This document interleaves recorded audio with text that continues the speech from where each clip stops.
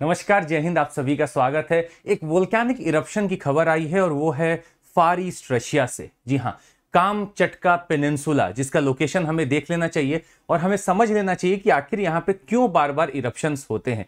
आप सभी का स्वागत है इस सेशन में। जो खबर आई है वो इस पार्ट की है। This is the Shiveluch volcano that has erupted. और इरप्शन का अगर आप इंटेंसिटी देखें तो काफी हाइट तक इसने ऐश को और टेफ्रा को ऊपर तक फेंका है। काफी गैसेस इजेक्ट हुए हैं वहां से। और ये पार्ट है कामचटका पेनिनसुला का, जो कि रशिया का फार ईस्ट वाला पोर्शन देखेंगे तो आपको दिखेगा Kamchatka peninsula. And this is the Shiveluch volcanic eruption that has happened. खैर, शिवेलुच के बारे में थोड़ा सा हम आपको बता दें। ये कामचटका पेनिनसुला में तो स्थित है। इसको जाना जाता है कि ये काफी सालों से एक्टिव भी है। It is one of those active, most active volcanoes. और इस बार जो इसने ऐश फेंका है ऊपर तक, इतना इसमें अंदर का एनर्जी था कि it has gone up to 15 to 16 kilometre as per the latest report. हालांकि जब हम लोगों ने पुरानी रिपोर्ट देखी तो 10 किलोमीटर के हिसाब से था, बट अभी जो एरियल सर्वे होके आया कि 15 से 16 किलोमीटर तक ऊपर फेंका है इसने ऐश को। और ये सारा ऐश जो है वहां पे मूव कर रहा है towards the north and the north western part. ये पूरा मूव कर रहा है। सोचिएगा, एकदम आपके वोल्केनिक टिप से अगर आप देखें तो 15-16 किलोमीटर ऊपर तक अगर कोई फेंक सकता है तो इसका साफ मतलब है कि अच्छा खासा अंदर एनर्जी बिल्टअप हो रही थी। शिवेलुच वोल्केनिक माउंटेन, ये वो एरिया है कामचटका पेनिनसुला का जो आप देख सकते हैं। और कहा जा रहा है 10,000 सालों से भी अगर इसका इतिहास निकाला जाए तो ये एक्टिव वोल्केनो का रीजन रहा है। And it is one of the most active volcano. जो शिवेलुच माउंटेन आप वहां पे देखेंगे, जो इसका लास्ट मेजर इरप्शन हुआ था वो कहीं ना कहीं 2007 में हुआ था। तो 2007 के बाद ये 2023 में इरप्ट हुआ है। पर इसके पीछे भी आपको एक चीज हम बता दें कि ये प्रिडिक्शन ऑलरेडी चल रही थी। Our technologies and our assessing instruments ये हमें अब नई चीजें बताते रहते हैं और हम लगातार इन पे नजर रख रहे थे। कुछ ऐसे माउंटेन होते हैं जिनकी सीज्मिक एक्टिविटी हमें पता रहती है। वैसे ही यहां पे एरियल सर्वे करके देखा जा रहा था तो रात को अगर शिवेलिच माउंटेन को कोई देखेगा तो बिल्कुल लाल डोम लगता था। और ये ऐसा लाल डोम लगता था जो कि बिल्कुल कभी भी फट सकता था। तो 2022 की रिपोर्ट थी, आपको बता दें, the Shiveluch volcano in Russia far eastern Kamchatka peninsula may be gearing up. ये उस समय की न्यूज थी। सोचिए साइंटिफिक कम्युनिटी कितनी आगे हो चुकी है कि वो प्रिडिक्शन ऑलरेडी कर रखी थी कि ये फटने वाला है। और इसलिए भी फटने वाला है क्योंकि कामचटका पेनिनसुला जिस अभी आप देखेंगे कि एक पैसिफिक रिंग ऑफ फायर में है, जहां पे काफी और वोल्केनोज है और हमेशा यहां सीज्मिक एक्टिविटी चलती रहती है। और ये जैसे ही फटा, एक अच्छा खासा एनर्जी रिलीज हुआ। ये एनर्जी ऐश गैसेस के फॉर्म में चारों तरफ ऊपर जाते हुए दिख रहा था।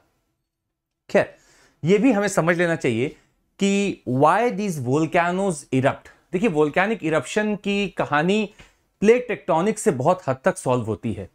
जहां पे भी दो ऐसे प्लेट्स का कहीं ना कहीं इनकाउंटर होगा, वहां पे हो सकता है एक प्लेट नीचे की तरफ जाएगी। जैसे यहां पे आप देखेंगे तो ओशनिक जो आपका क्रस्ट है वो नीचे की तरफ जा रहा है कॉन्टिनेंटल क्रस्ट के। अब ये जितना नीचे जाएगा उतना गर्म एरिया में जा रहा है। जितना गर्म एरिया में जाएगा उतना ही ज्यादा मेल्ट होगा। अब जो चीज मेल्ट होगी उसका हमेशा टेंडेंसी होता है रास्ता ढूंढने का, बाहर निकलें जल्दी। जब आप पानी गर्म करते हैं और आप देखेंगे स्टीम कुकर के उसी एरिया से निकलेगी जहां पे उसको रास्ता मिलेगा। तो हर ऐसे वोलेटाइल वार्म चीज का एक टेंडेंसी होता है कि वो निकलना चाहता है। जहां से भी क्रस्ट में इसको जगह मिलती है निकलने की कोशिश करता है। धीरे धीरे वो क्रस्ट को तोड़ता है और डिपॉजिट करता चलता है मटेरियल। ये वोल्केनो जो आज आप देख रहे हैं जरूरी नहीं कि हमेशा रहा होगा। पहले सतह पे एक छोटा सा होल बना होगा, वहां से निकलता होगा मैग्मा, निकल के डिपॉजिट होता चला गया। आज भी नीचे चूंकि प्लेट मूव कर रहा है, ये मैग्मा बाहर निकलने की कोशिश कर रहा है। और अब हालत ये है कि ये बार बार कवर हो जाता है तो अब अंदर पूरी एनर्जी स्टोर रहती है और एकाएक नीचे से जब बाहर निकलता है तो आपके पूरे इरप्शन क्लाउड्स हैं, ऐश है, एसिड रेन सब हो सकते हैं।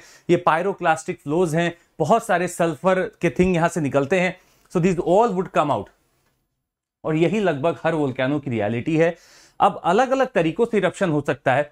कई बार काफी फास्ट इरप्शन होता है क्योंकि ऊपर का मुंह बंद है। कई बार मुंह खुला रहता है तो लगातार पानी जैसे लावा बहता रहता है। तो बहुत अलग तरीके के इरप्शंस भी होते हैं जो हम लोगों ने ज्योग्राफी के सेशंस में कहीं कवर किए होंगे। पर यहां वाला एक अच्छा खासा ऐश को ऊपर भेजा है और वो ऐश का जो हाइट है लगभग 15 से 16 किलोमीटर तक गया है। खैर, हम लोग को कामचटका पेनिनसुला को भी देख लेना चाहिए। ये काफी सालों से न्यूज में रहा है। This Kamchatka peninsula is divided और is lying between sea of Okhotsk and the Bering sea. मतलब सी ऑफ ओखोट्स आपको एक भाग में दिखेगा और एक तरफ आपको दिखेगा बेरिंग सी, और ये है मेरा कामचटका पेनिनसुला जो कि रशिया का बिल्कुल फार ईस्टर्न भाग है। सिर्फ इतना ही नहीं, अगर आप इस कामचटका पेनिनसुला को देखें तो इसके कंटिन्यूएशन में आप देखेंगे ये जापान से जाके जुड़ता है वाया योर क्यूराइल आइलैंड्स। ये छोटे छोटे क्यूराइल आइलैंड्स अगर आप देखेंगे तो यहां कामचटका से क्यूराइल आइलैंड्स होते हुए आप सीधे होकाइडो पे पहुंच सकते हैं, जापान तक पहुंच सकते हैं। तो ये कामचटका, ये सी ऑफ ओखोट्स्क और ये मेरा बेरिंग सी है, इसके बीच में है कामचटका पेनिनसुला, और क्यूराइल आइलैंड्स मुझे जापान तक लेके जाता है जो इसका थोड़ा बहुत कनेक्टिंग लिंक बनाता है। खैर, ये कामचटका पेनिनसुला को आप आराम से देखें। ये पूरी एरिया में अगर आप इस भाग पे थोड़ा सा नजर दिखाएं, अपना नजर से देखें तो आपको दिखेगा कि ये पूरा एरिया लाल हो रखा है और यहां पे वोल्केनोस अच्छे खासे पाए जाते हैं। पाए क्यों जाते हैं? क्योंकि ये area Pacific ring of fire में लाई करता है। पैसिफिक रिंग ऑफ फायर वो एरिया है जहां पे ये पूरा वो जोन देखिएगा जो लाल कलर से आपको दिख रहा है, ये वो एरिया है जहां पे प्लेट के बीच में या प्लेटों के बीच में सबडक्शन जारी है। ओशनिक प्लेट कहीं ना कहीं कॉन्टिनेंटल प्लेट के नीचे जा रही है, या फिर ओशनिक प्लेट एक दूसरे के नीचे जा रही होगी, जिसकी वजह से यहां खूब सारे वोल्केनोस बने हुए हैं। ये वही पार्ट धरती का जहां सबसे एक्टिव वोल्केनिज्म होता है। अर्थक्वेक लगातार बने रहते हैं और वोल्केनिज्म लगातार होता रहता है। जिस जगह पे वोल्केनिज्म थोड़ा रुक के होता है, कुछ सालों बाद होता है, वहां पे एनर्जी इतनी स्टोर हो जाती है कि एकाएक वो फटता है। जैसे आपको टोंगा याद होगा, यहां टोंगा का इरप्शन हुआ था। किलाऊ आपको याद होगा। अब आपको याद होगा यहां का जो सिवेलूच वोल्केनो है जो कि अभी इरप्ट हुआ है, और बाकी आप इस पूरे भाग को देखिए तो यहां कोई ना कोई वोल्केनिक इरप्शन होता ही रहता है। तो अगर मेंस में कभी पूछें कि क्या वोल्केनिक इरप्शन और पैसिफिक रिंग ऑफ फायर और अर्थक्वेक के बीच में रिलेशन है, बिल्कुल है। Most of the volcanic eruptions and the earthquakes if you want to find, you will have to go to your Pacific ring of fire. खैर, हमारा कामचटका पेनिनसुला को भी अगर आप देखें तो इसी भाग में लाई कर रहा है जो पैसिफिक रिंग ऑफ फायर का बनता है। और यहां मेरा शिवेलूच ये रहा जो कि इरप्ट किया है अभी।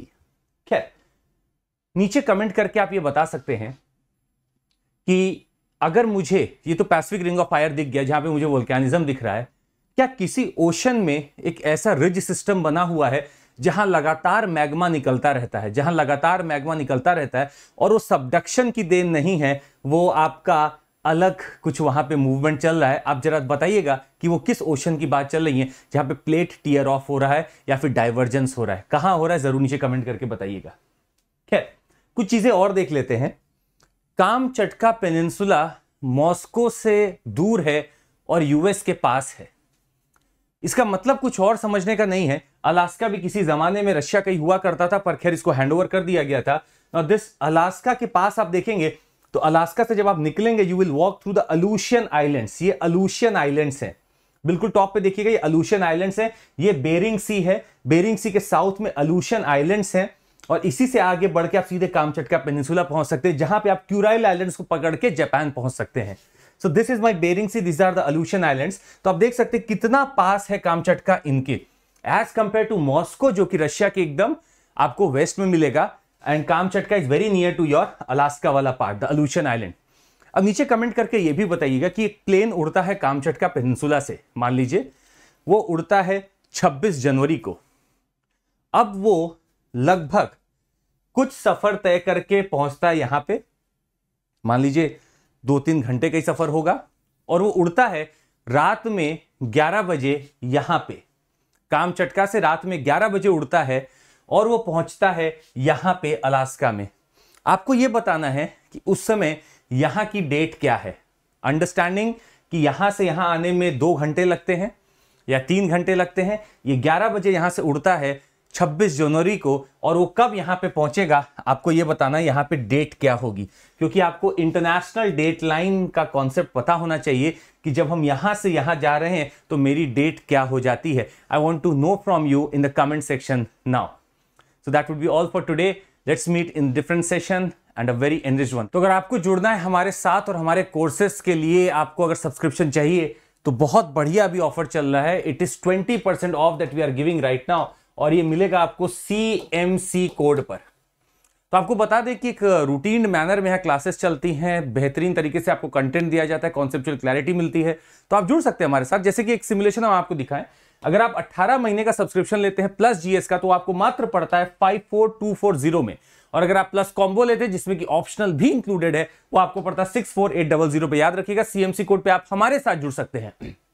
हमारे बैचेस चालू हो रहे हैं, आप देख सकते हैं। This is starting from 13th of April. ये हमारा आरंभ बैच है जो बाइलिंगुअल में होने वाला है और हिंदी में होने वाला है हमारा लक्ष्य बैच। आप उसके साथ भी जुड़ सकते हैं। तो optionals are already launched, you can go ahead with this also. Plus एक बेहतरीन खबर, जो ऑफलाइन में जुड़ना चाहते थे, आपके लिए फाउंडेशन प्रोग्राम लॉन्च होने वाला है, 9 अप्रैल से हो चुका है। And this is 5 PM to 7:30 PM, the batch of evening. और इसमें सारी चीजें आपको वैसे ही ऑफलाइन में मिलेंगी और काफी सारे फायदे भी। सीएमसी कोड याद रखिएगा और आप इसमें भी एनरोल कर सकते हैं। बहुत बहुत धन्यवाद।